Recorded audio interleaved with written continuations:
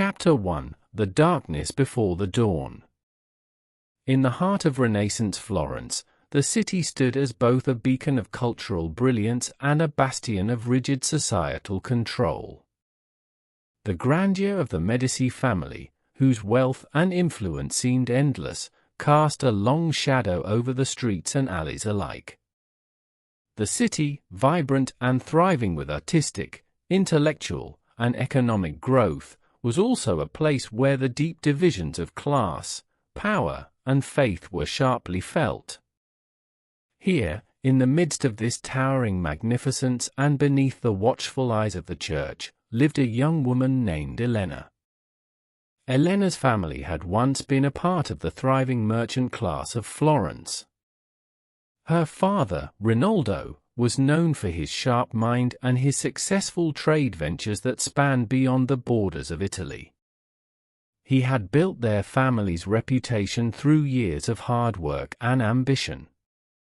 Their home was a testament to his success, a large, welcoming house adorned with finely woven tapestries and rich furnishings, with rooms filled with the scent of books, exotic spices, and the faint hum of bustling conversations.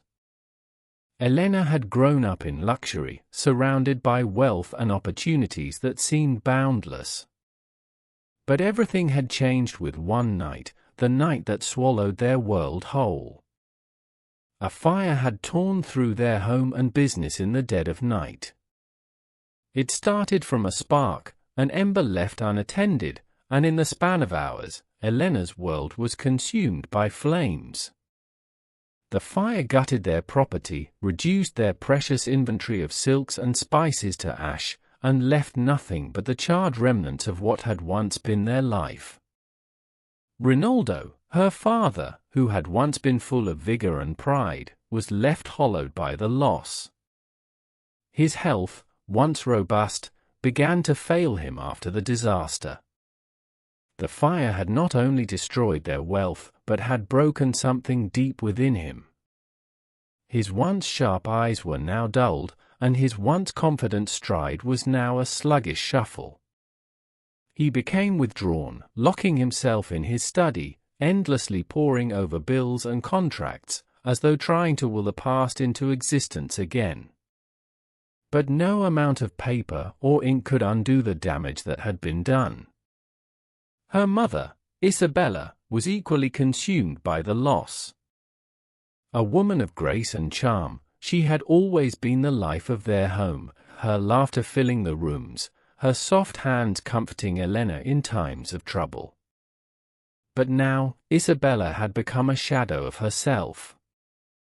She often wandered through their now empty halls, her face clouded with grief, her eyes distant as though the person she once was had slipped away in the smoke. She had no words for Elena, only sighs, only looks of despair. At just 16 years old, Elena found herself thrust into a role she had never imagined. She was forced to become the pillar of their home, taking on the responsibilities that her parents no longer could. Every day, Elena ventured into the crowded, bustling streets of Florence, seeking work where she could. She found herself in the kitchens of wealthy households, serving as a maid to those who still lived in the grandeur she once knew. She worked tirelessly, washing dishes, scrubbing floors, and managing errands, all the while trying to hold on to some semblance of dignity for her family. Her charm, once a product of her family's status, now became her greatest asset. Elena had the uncanny ability to speak to people in a way that made them feel valued, making connections where others could not.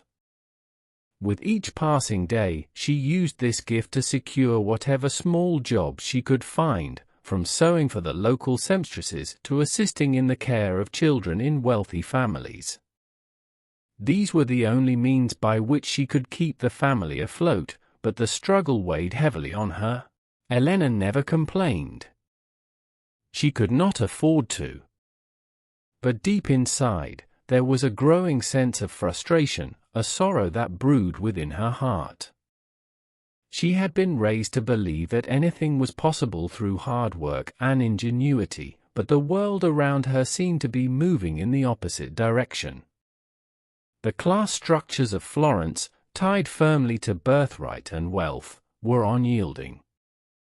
No matter how much she worked or how clever she became, the harsh reality was that without her family's fortune, she was relegated to the shadows of society. Yet it was during one of these exhausting days, while Elena was walking through the city's bustling marketplace, that her life would begin to change. It was here, amidst the colorful stalls filled with fruits, fabrics, and trinkets, that she met Francesco. Francesco was a young man of noble birth, but his story was one of tragedy and loss. His family, once influential and wealthy, had been stripped of its wealth after a bitter political rivalry led to their downfall. His father, a well-respected Venetian noble, had been murdered under mysterious circumstances, leaving Francesco and his mother destitute. Forced to flee Venice to escape the political retribution of their enemies, Francesco found himself in Florence, where he hoped to find solace and rebuild what was left of his life. But the city, with its strict societal expectations, offered little room for a man who had been stripped of his status. Like Elena, Francesco had been humbled by loss. His heart, once full of the certainty that his family's name would carry him through life, was now burdened by grief. He had known a life of comfort, but that was no more. His noble blood, now tainted by scandal, no longer afforded him the privileges it once had. Instead of the opulent villas and fine clothing, he now wore simple, worn garments and struggled to find meaningful work. He was a stranger in his own city, searching for his place in a world that had suddenly become alien to him. When Elena first met Francesco, she saw something familiar in his eyes, a deep sadness that mirrored her own.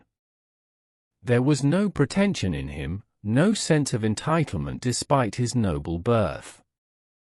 Instead, there was an undeniable bond of understanding, a shared resilience in the face of hardship. They spoke for hours, exchanging stories of loss, dreams of what could have been, and hopes for what might lie ahead. Francesco, with his quiet dignity and warmth, reminded Elena of the life she had lost and the strength she still possessed. In him, she saw a reflection of her own struggle and determination. And though they both knew that their love was forbidden, both by the rigid class structures and the influence of the church, they could not deny the pull between them. In secret, their bond grew. Elena found herself dreaming of a life beyond the struggles of her current existence, a life where love and joy might once again find their way into her heart. And Francesco, despite the weight of his own burdens, found in Elena a light he thought had long been extinguished. But their love was a dangerous one, one that could not survive in the open. The social and moral constraints of Renaissance Florence, where the church held power over the lives of the people, would not allow such a relationship to flourish. The very idea of a union between a nobleman fallen from grace and the daughter of a once wealthy merchant was scandalous. Whispers began to circulate, first from the mouths of the jealous, then from the ears of the pious. Soon Elena and Francesco's secret would be no longer. The shadows of their love began to stretch longer, and the weight of their society's judgment pressed heavily on them both. But neither Elena nor Francesco could pull away from what had already begun between them. What they didn't know, however, was how far their love would be tested by forces far beyond their control. Chapter 2: Whispers in the Shadows. Florence, in all its splendor, was a city caught in the grasp of both beauty and fear. Beneath the radiant facades of the Medici palaces, the art-filled galleries, and the cobbled streets that hummed with the energy of the Renaissance, there thrived a much darker undercurrent. The Church's dominance over both the spirit and the society of Florence could not be overstated, and its shadow loomed over every corner of the city. The Inquisition, a force of both religious fervor and political power, was tightening its grip across Italy, and its influence was felt in every moment of daily life. The Church, in its unyielding desire to preserve its control, sought to root out anything it deemed a threat to its power, anything that strayed from its vision of piety, order, and moral rectitude. Heresy was no longer confined to intellectual or theological circles, it was now something that could be found in even the most private aspects of life. And while the grand masterpieces of Florence flourished under the Medici family's patronage, the more personal struggles of the people were often crushed beneath the weight of religious dogma. For Elena and Francesco, the danger of the Inquisition was no distant threat, it was a very real and immediate danger, closing in with each passing day. Their love, though born in secrecy, had become the subject of whispers that spread faster than wildfire. The idea of a union between a fallen nobleman and the daughter of a once proud merchant family was an affront to the strict social hierarchies that governed Florence. But more than that, it was a relationship that, to the eyes of the Church, defied not only social order but divine authority itself. Elena's family, once pillars of Florentine society, had already fallen from grace after the fire that consumed their wealth and livelihood. They were vulnerable, without the power and influence that had once shielded them, they were open to the judgment of their neighbors, their former allies, and, most dangerously, the Church. Once, Elena's father, Rinaldo, had been a respected merchant, someone whose name commanded respect. But now, with their reputation tarnished and their future uncertain, Elena's family was nothing more than a target for gossip and scorn. The first whispers began quietly, carried through the marketplace by those who knew Elena, or had once known her. A glance here, a whispered word there, and before long, the rumors began to grow. Elena and Francesco, it seemed, were becoming a subject of great interest among those who sought to gossip, to speculate, and to pass judgment on the lives of others. The questions came in hushed tones. Why had Elena's father allowed her to become entangled with a man of Francesco's standing, a fallen nobleman? What was this young woman, once so proud, doing with someone who was nothing more than an outcast? The whispers reached the ears of their former associates, those who had once counted Elena's family among their peers.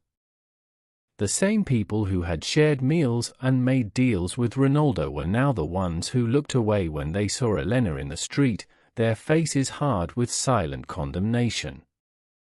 The wealth that had once been so important to these relationships was gone, and with it went the respect and loyalty that had been built over the years.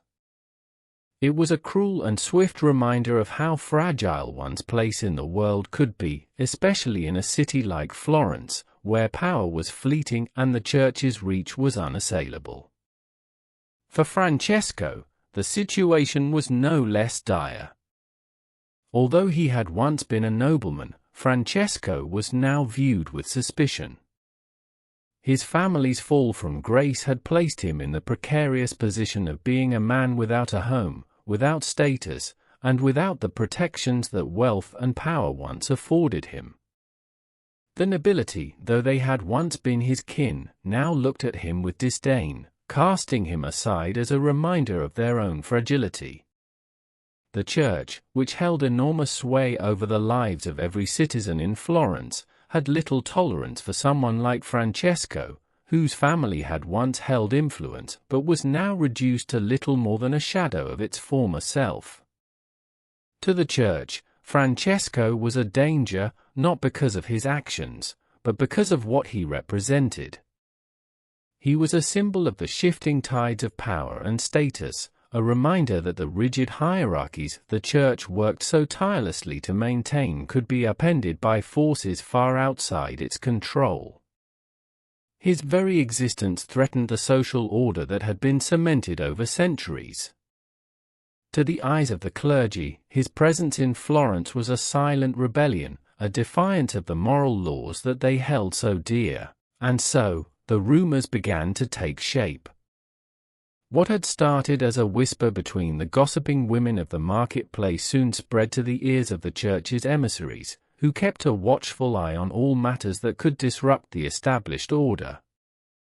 Elena and Francesco's secret love, so fragile and delicate, was slowly being exposed to a world that would never understand it, much less accept it.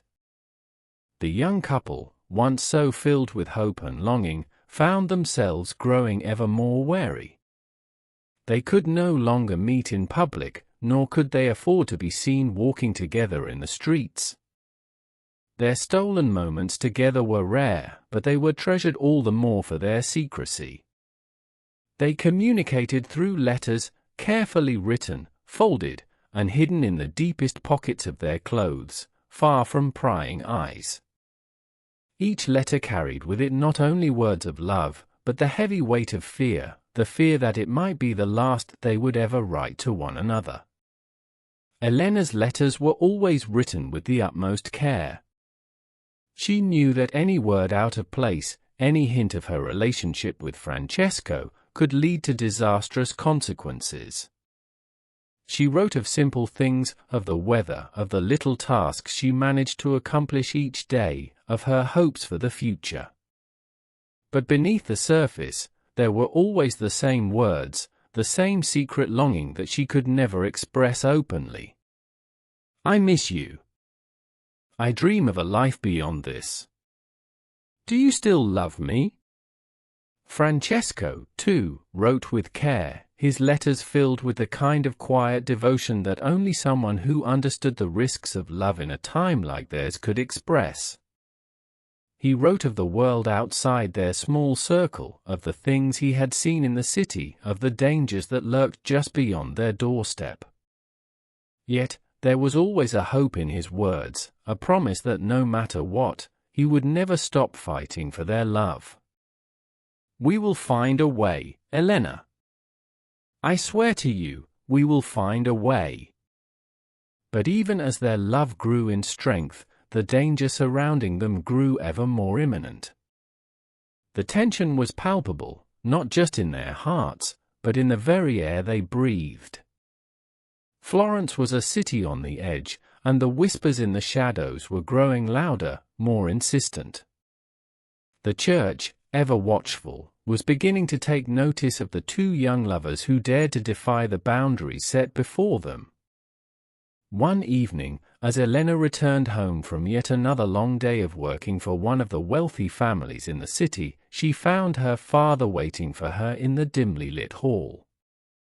His face was drawn, his eyes hollow, as though he had aged years in the span of a single week. He had always been a man of action, but now he seemed as though he were at the mercy of forces beyond his control. His voice, when he spoke, was thick with fear. Elena, he said quietly, his hands trembling. You must stop seeing him. It is dangerous. The Church has begun asking questions. They are watching us. In that moment, Elena's heart sank.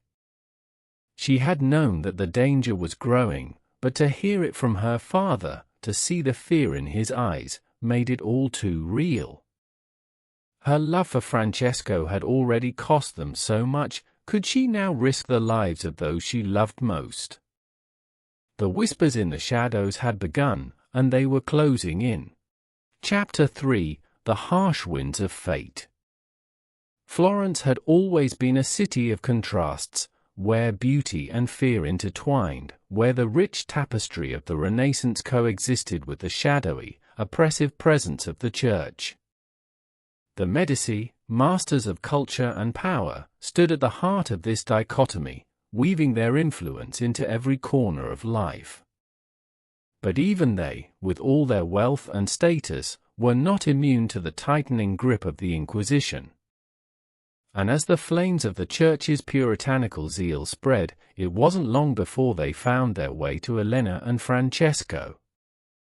It was one evening when the winds of fate turned cruel, and Francesco's presence in Florence was made known to the wrong people. The Inquisition, an ever-watchful entity under the guise of moral righteousness, had begun to tighten its grip on the city.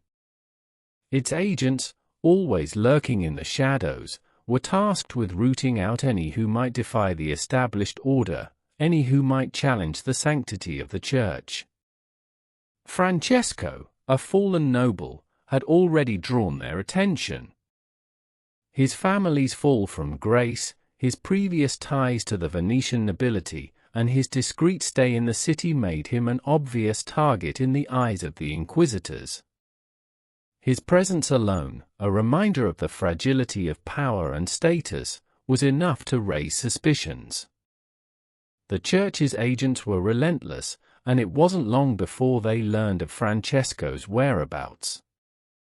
They had already begun to investigate his every move, asking questions in hushed tones among the people who still remembered his family's name. It was then, on a fateful night, that a warrant for his arrest was issued. The accusations were broad. As was customary with the Inquisition, a former noble was seen as a threat to the Church's order, and anyone associated with him was deemed guilty by association. When Elena learned of the warrant, her heart shattered. The love she had shared with Francesco, though passionate and fierce, had always carried with it the shadow of danger.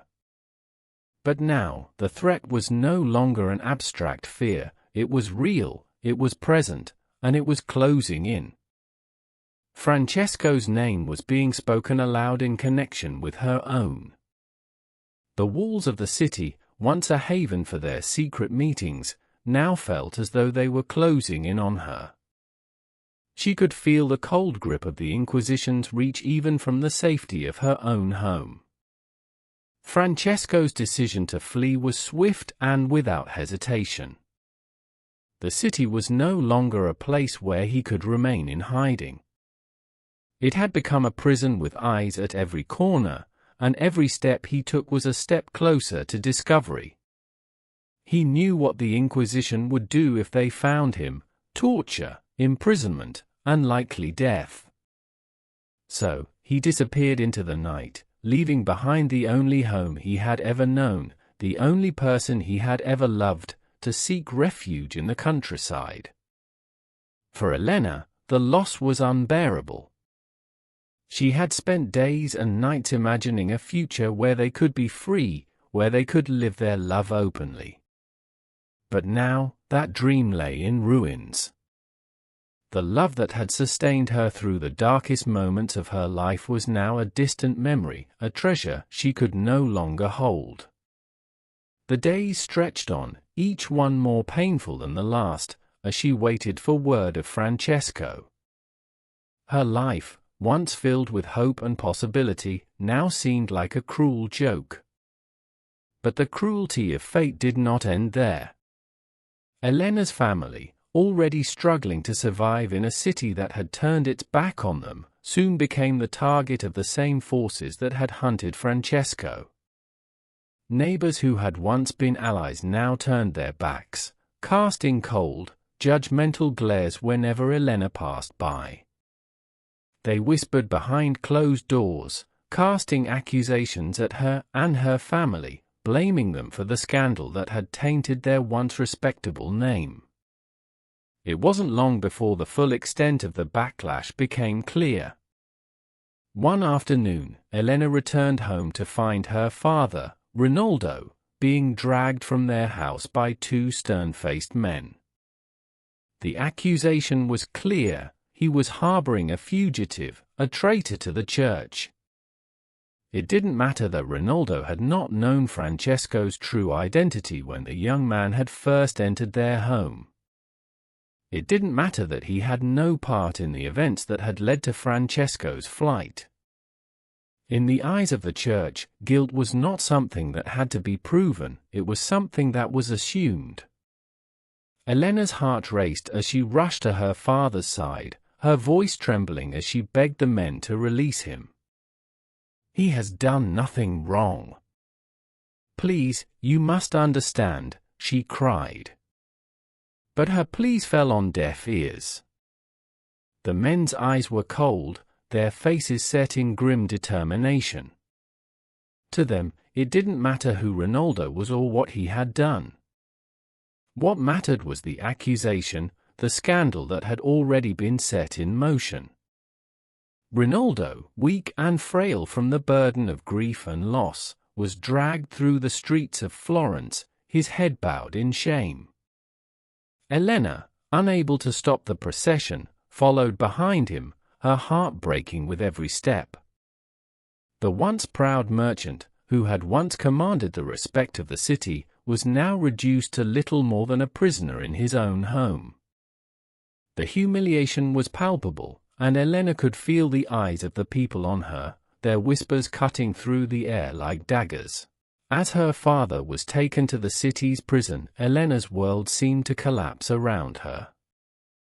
With no way to fight the accusations, with no way to clear her father's name, she was left to wonder how much more she could endure. The love she had fought so hard to protect had been stolen from her, and now her family was being torn apart. Her heart felt as though it had been shattered into 1,000 pieces, each one too small to put back together. In the days that followed, Elena refused to sit idle. She knew she could not change the course of events, but she refused to give up. She would not allow her father to be punished for a crime he did not commit. She would not allow Francesco to be lost to her forever. She sought out any information she could find, any news that might lead her to him. She visited the merchants, the couriers, anyone who might have seen him or heard a rumor of his whereabouts. The city of Florence, with all its beauty and culture, now seemed a labyrinth of deceit, and Elena moved through it like a shadow, determined to find a way to make contact with Francesco. Through whispered conversations in darkened corners of the marketplace, Elena learned that Francesco had fled the city and was hiding in the countryside, far from the reach of the church. He had gone to a small village near the Arno River, a place where the Inquisition had yet to establish its control. It was a desperate place, far from the safety of the city, but it was the only option left to him. The news gave Elena a faint glimmer of hope. Francesco was alive, and though they were separated by miles of land and the weight of the Inquisition's watchful eyes, there was still a chance. She couldn't bear the thought of never seeing him again. The love they shared was the one thing that had kept her going through the darkest days of her life, and she refused to let it slip away. And so, despite the odds, Elena made a decision that would change the course of her life forever. She would leave the safety of Florence behind.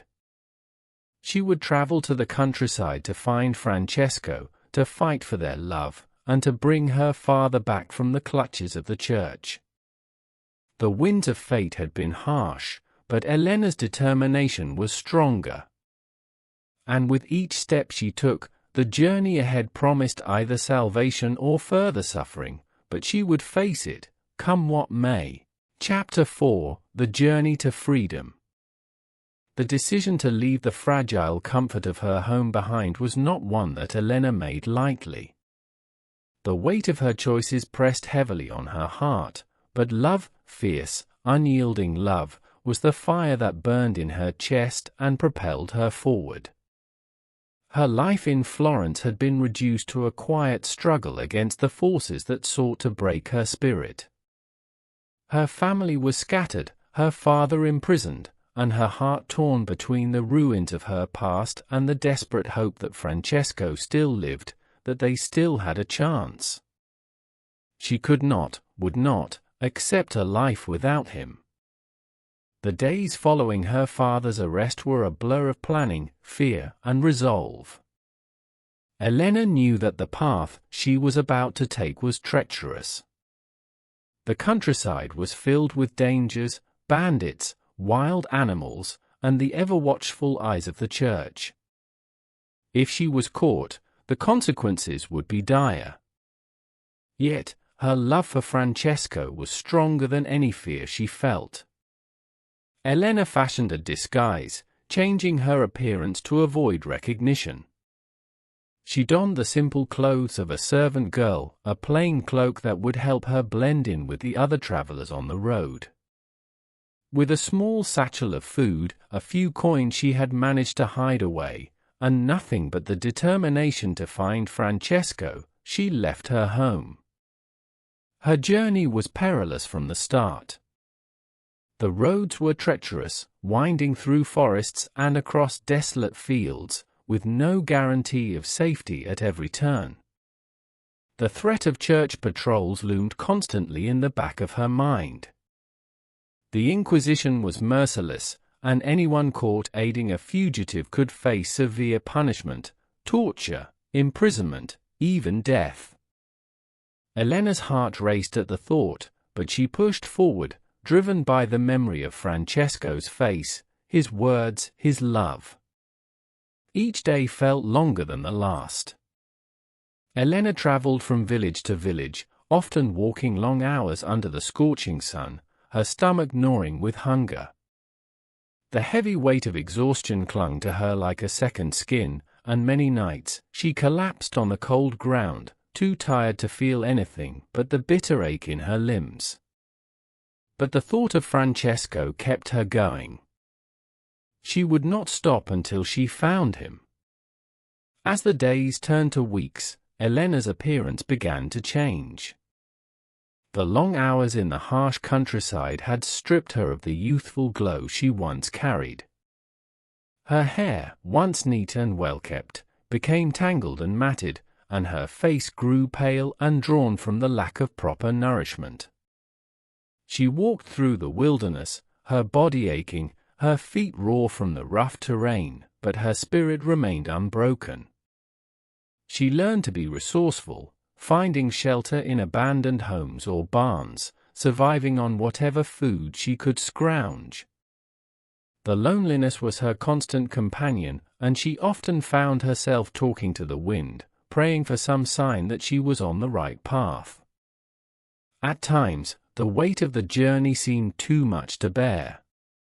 She would sit by a fire, her body trembling from both the cold and the uncertainty, and wonder if it was all worth it. What if Francesco was lost to her forever? What if she never saw him again? But those moments of doubt were fleeting, for Elena knew one undeniable truth: her love for Francesco was the one thing that had kept her alive, and it was the only thing that could carry her through this endless night of despair. Finally, after weeks of searching, Elena found herself in a small, remote village nestled at the base of a thick forest. The village was quiet, hidden away from the bustling trade routes, and it seemed the perfect place for someone to disappear. The people here were simple folk, and word of the church's relentless pursuit of Francesco had yet to reach them. It was here, in this forgotten corner of the world, that Elena found him. The sight of Francesco was enough to make Elena's heart stop in her chest. He had changed since she had last seen him. His once vibrant eyes were dull, weighed down by the burden of his exile. His clothes were worn and ragged, and his once proud posture was now bent from months of living in hiding. But despite the harshness of his circumstances, when he saw Elena, a spark of recognition flickered in his eyes, and he rushed to her side, his arms outstretched. "Elena," he whispered, his voice thick with emotion. "You found me." Tears welled up in Elena's eyes as she looked at the man she loved, the man who had once been her future.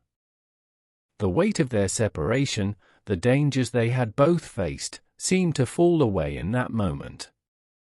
She could scarcely believe that after all the hardships, after all the terror and uncertainty, they had finally found each other again.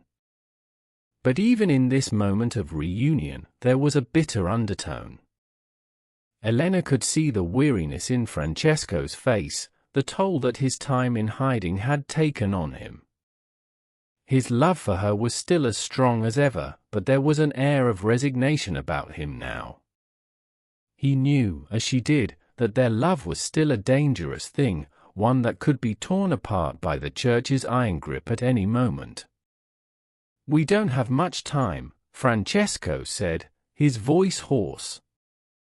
"The Inquisition is not far behind. They'll come looking for me here, and when they do, they'll burn this village to the ground to find me." Elena's heart sank at his words, but she refused to let fear take hold. She had come this far, and she would not stop now. "We'll leave," she said firmly. "We'll go far away, into the mountains, where they won't find us." Francesco shook his head, a sad smile tugging at his lips. "It's not that simple, Elena. The Church's reach extends far beyond this village. If we run, we'll only be running for our lives. There will be no place where we can escape their reach." Elena looked into his eyes, and for a moment, the world seemed to stop spinning. She understood the gravity of their situation, the impossible choices they faced, but she also knew that the love they shared was stronger than the forces that sought to tear them apart. Together, they had survived so much already. Together, they could endure whatever came next. "We'll figure it out," Elena said, her voice steady, though her heart raced. "We'll find a way to live together." In that moment, as the wind rustled through the trees and the soft light of the setting sun bathed the village in its golden glow, Elena and Francesco made a pact. They would face the dangers of the world together, side by side. The journey ahead would be fraught with obstacles, and their love would continue to be tested, but in each other's arms, they found the strength to keep moving forward. The road to freedom was long, and the Church's power was a storm they could not outrun. But Elena and Francesco, bound by love and the desire for a future free from fear, would face whatever came next with courage, knowing that even in the darkest of times, love could still find a way. Chapter 5: The Rebirth of Hope. The decision to leave Florence was not an easy one, but it was a necessary one. The city that had once been a place of boundless possibility for Elena and Francesco had become a prison of fear and uncertainty. Every corner of their once beloved home seemed to whisper of the dangers that lay in wait, and the ever-present shadow of the Inquisition cast its dark pall over everything they did. The only way forward was to escape, to find a new place where they could start anew, where love could flourish unchained by the weight of their past. Together, they packed what little they had left, leaving behind the remnants of their former lives, memories of a time before the world had turned against them. The small, crumbling home where Elena's family had once lived seemed too full of sorrow for them to stay. Florence had been the birthplace of their love, but it had also been the place where their dreams were crushed, and their futures thrown into turmoil. Elena knew, deep in her heart, that they needed to leave it all behind, to seek something better, something that wasn't defined by the harsh influence of the Church or the unforgiving hand of society. The journey to their new life was a quiet one, filled with cautious optimism. They traveled by night, avoiding the bustling roads and the prying eyes that might recognize them. Each step felt like a quiet rebellion against the forces that sought to control them. For the first time in what seemed like an eternity, they were free from the fear of persecution. They were free to be who they were, just two people in love, seeking a place where they could belong. When they finally arrived at the small, quiet town on the outskirts of Florence, it was a relief. The town, nestled against the hills and surrounded by thick forests, was a world away from the city's frantic pulse. Here, the influence of the church was not as oppressive, and the people, though humble, were welcoming. There was an air of peace that seemed to settle over the town like a protective cloak. It was here that Elena and Francesco decided to make their new home. They found a small, modest cottage at the edge of the town. It was nothing like the grand homes they had once dreamed of, but to them, it was a sanctuary, a place where they could heal and rebuild, together. The cottage was simple but filled with promise. The walls, though weathered, seemed to hold the possibility of new beginnings. The land around it was fertile, and the couple quickly set to work, transforming the small plot into a garden that could provide them with food. Elena's resourcefulness and determination were key in their survival. She had learned much over the course of her journey: how to care for plants, how to preserve food, how to live with less, and those skills became invaluable in their new life. She was also a skilled seamstress, and with a little ingenuity, she began to create clothing that they could sell to the villagers. Her hands, once accustomed to the delicate art of embroidery for the wealthy families of Florence, now worked with the earth and with thread, crafting garments for the common people. It was work that brought her pride, for it meant that she was building something from nothing, something that belonged only to her and Francesco. Francesco, too, found a way to contribute. His knowledge of art and architecture, though born from a past that he could no longer claim, was a gift that he could still use. The town's modest church, which had once been a simple building with no real artistic flourishes, became his project. Using his skills as a former nobleman and artist, he began to restore and beautify the space, bringing a touch of grace and elegance to the humble sanctuary. It was not the grandeur of the palaces he had once worked in, but it was enough to remind him that his hands were capable of creating something beautiful, something that had meaning. In the evenings, when the work of the day was done and the quiet stillness of the countryside surrounded them, Francesco would sit beside Elena, sharing stories of the art and architecture of Italy. He spoke of the great masters, the sculptors, the painters, the visionaries whose works filled the halls of Florence's grandest palaces. Elena listened with rapt attention, her heart swelling with admiration for the man she loved, for the knowledge and passion that still burned within him despite the hardships he had endured. Though his life had been torn apart by the forces of fate, his love for art and beauty remained unbroken. It was in these quiet moments, after the long days of labor, that they found true peace. They would sit together, their hands intertwined, and talk of the future. They spoke of children, of a life beyond mere survival. They dreamt of a time when they could look back on their struggles with a sense of triumph, knowing that they had created something lasting and meaningful out of the ashes of their former lives. They spoke of a future where their love would no longer be something hidden, something to be whispered about behind closed doors, but something to be celebrated openly, with no fear of retribution. But despite the peace they found in each other, the world outside their little cottage was not as forgiving. Rumors of their past still lingered in the air, whispers of their forbidden love carried on the wind. Though the town was small and secluded, the reach of the church was long, and Elena and Francesco knew that their peace was fragile. But they did not let fear consume them. They had each other, and together they were stronger than anything the world could throw at them.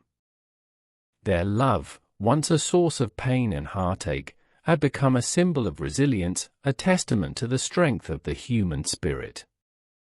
They had endured so much, faced unimaginable obstacles, and yet they had emerged on the other side, stronger and more determined than ever. Each day in their new life was a step toward something greater, something worth fighting for. Elena and Francesco's life was far from easy, but it was theirs. And in that, they found joy. Every harvest, every piece of work they completed, was a victory. Every moment they spent together, every smile they shared, was a reminder that love, even in its darkest moments, had the power to heal, to rebuild, and to create a future filled with hope. Their journey had begun in darkness, with the weight of the world pressing down on them. But in the quiet hills of this small town, in the simplicity of their new life, they had found something truly precious, a rebirth of hope. Chapter 6: The Return of Light. Years passed, and with each passing season, the world around Elena and Francesco evolved. They had forged a life together, carved from the simple, quiet beauty of their rural retreat. The life they had created was peaceful, far from the chaos and dangers they had known in Florence. The cottage they had built with their own hands became a symbol of their resilience, a place where love and determination had triumphed over hardship. Yet, despite the serenity of their existence, the world around them was changing in ways they could never have predicted. In Florence, the winds of change were stirring. The Renaissance, that extraordinary age of rebirth and rediscovery, had begun to take root in the hearts and minds of the people. The Church, once the unchallenged power that dictated the lives of all, began to lose its grip on the city.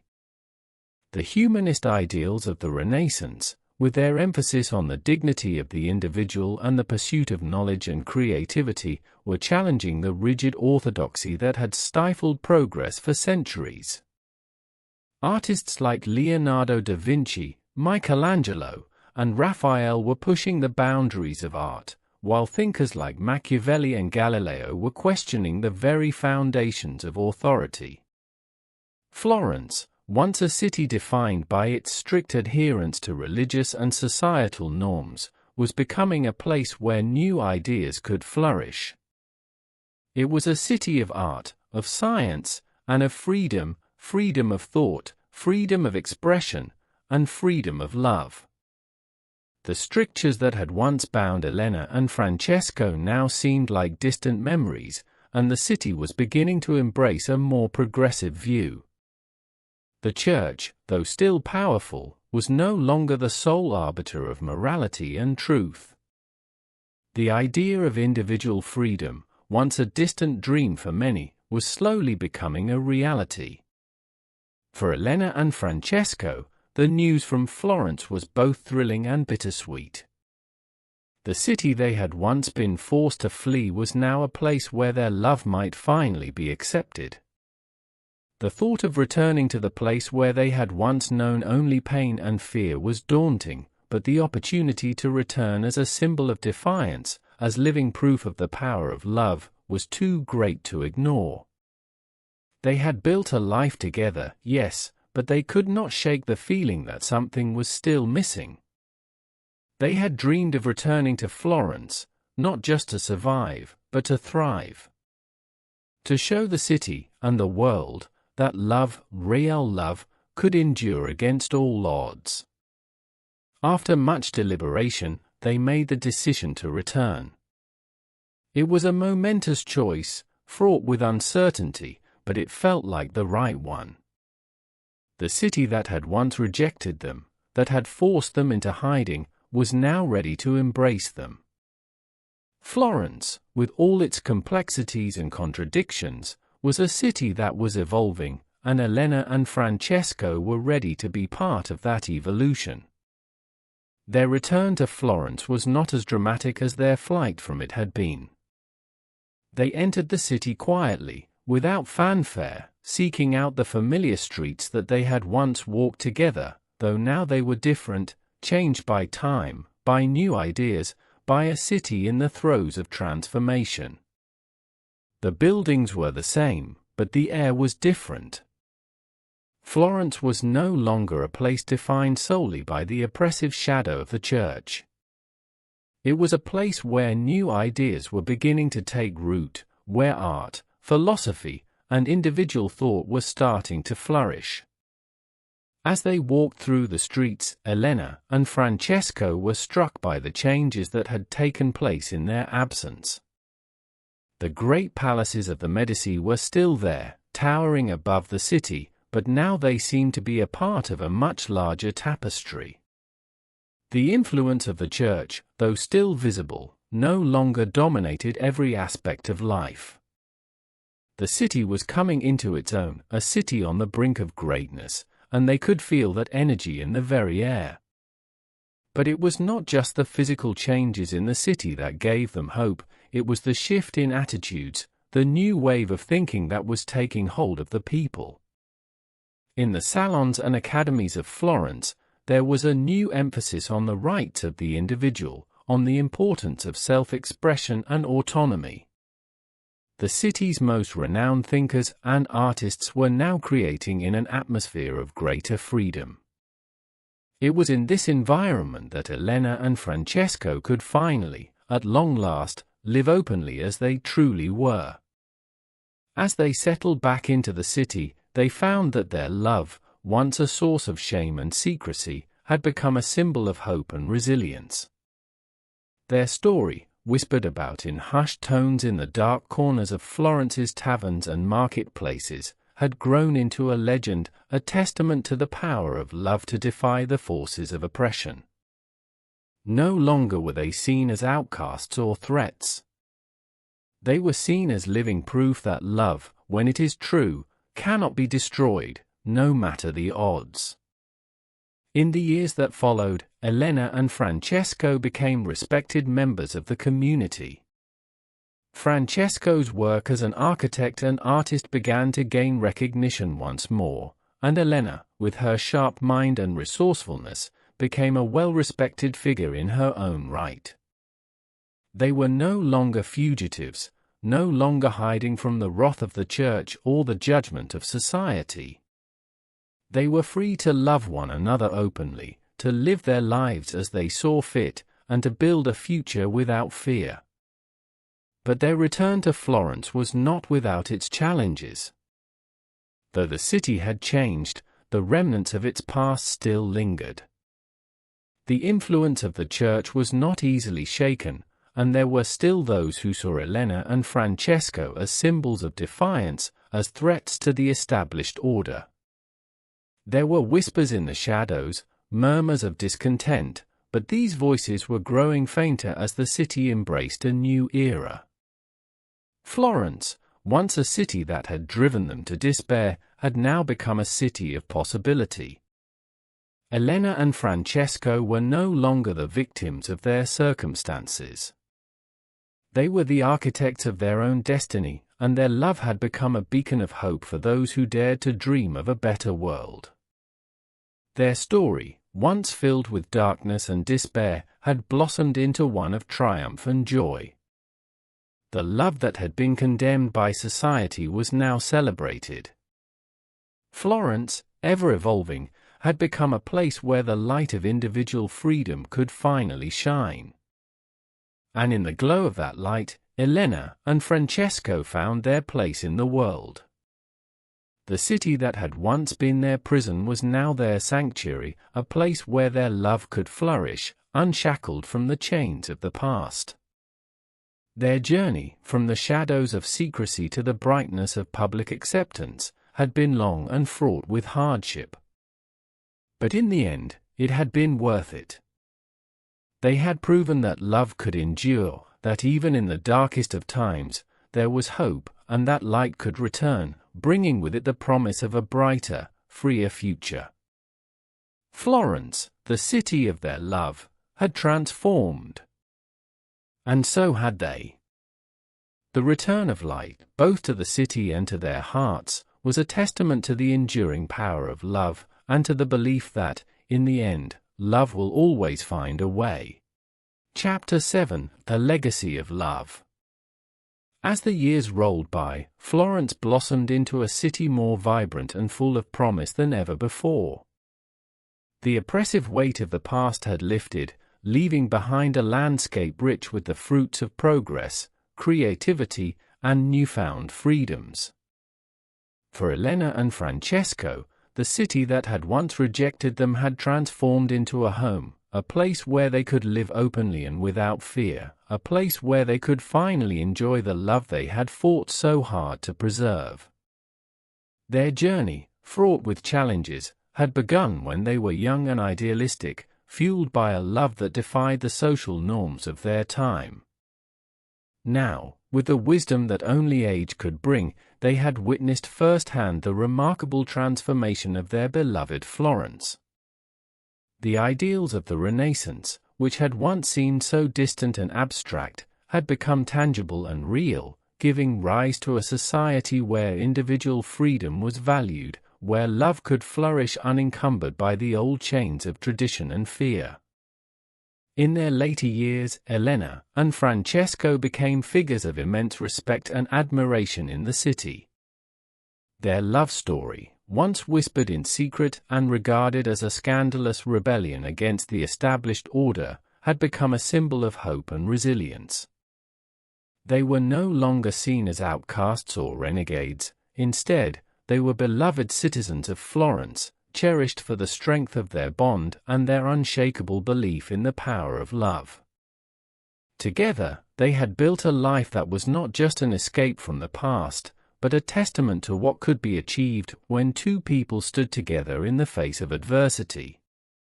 Francesco's artistic talent and architectural expertise had earned him recognition in the city, and his works began to adorn some of the most prominent buildings in Florence.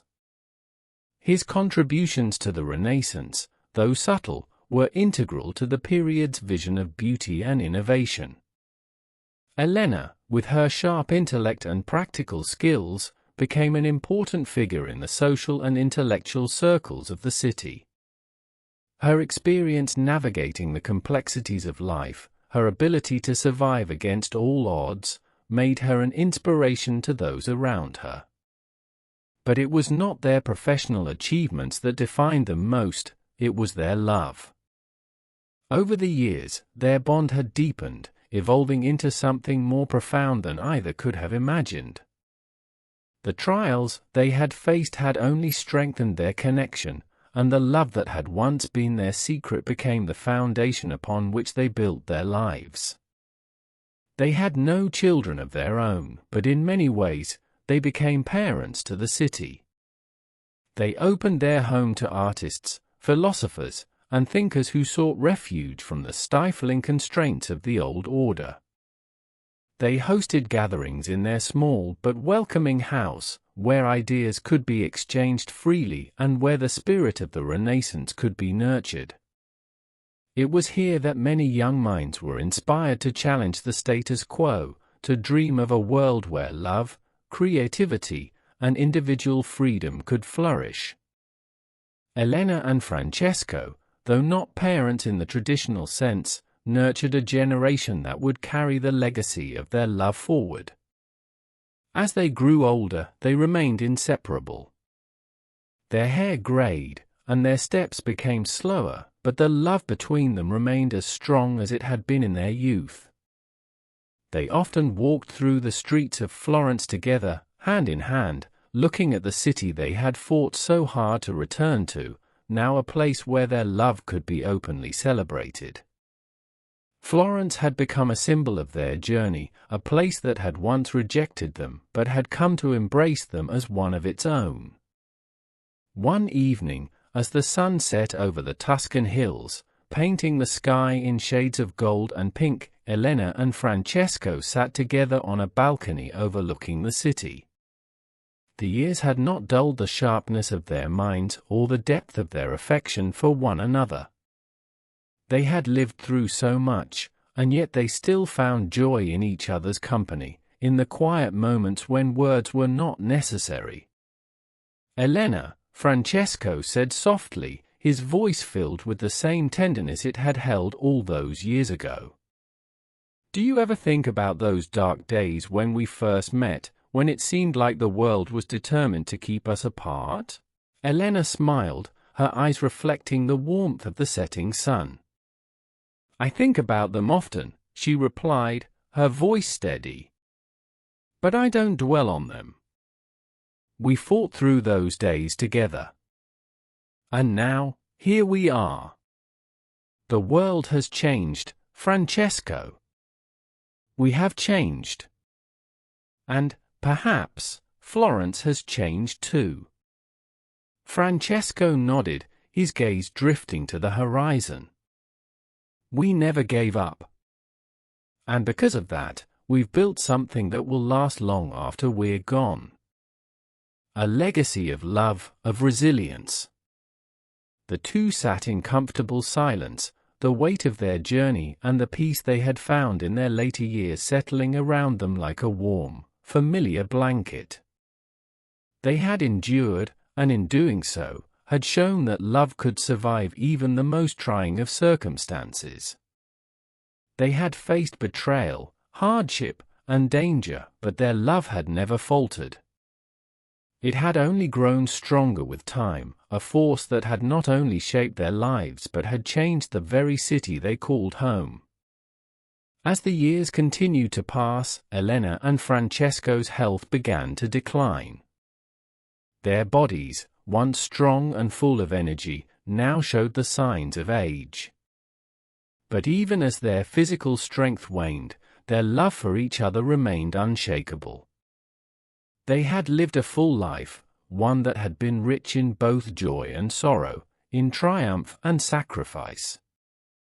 And through it all, they had never lost sight of the most important truth, that love, when it is true, can endure anything. In the final days of their lives, Elena and Francesco were content. They had created a legacy that would outlive them, a legacy not just of art, of intellect, or of material wealth, but a legacy of love. They had proven that love could conquer all, that it could thrive even in the most oppressive of times, and that no matter how dark the world seemed, there was always hope for a brighter future. Florence, in its ever-evolving journey toward progress, would remember the story of Elena and Francesco. It would remember how their love had defied the rigid structures of the past and had helped to usher in a new era, one where love, freedom, and creativity could flourish. And in the hearts of the people who would follow in their footsteps, their story would live on as a testament to the enduring power of love. Elena and Francesco passed from this world hand in hand, their final moments together as peaceful as the life they had built. They were buried side by side in the same cemetery where many of Florence's greatest minds rested. Their grave, though simple, became a place of pilgrimage for those who sought inspiration and hope. And on the stone that marked their resting place, an inscription was carved. In love, they defied the world. In love, they found their freedom. And in love, they left a legacy that will endure through the ages. And so, the legacy of Elena and Francesco lived on. It was not a legacy built on wealth or power, but on the enduring strength of love, a love that transcended all boundaries and survived the trials of time. Their story, passed down through generations, became a beacon of hope for those who believed in the power of love to change the world. Florence, forever changed by the love of two people, would continue to evolve. But in the hearts of its people, the light of Elena and Francesco's love would shine forever.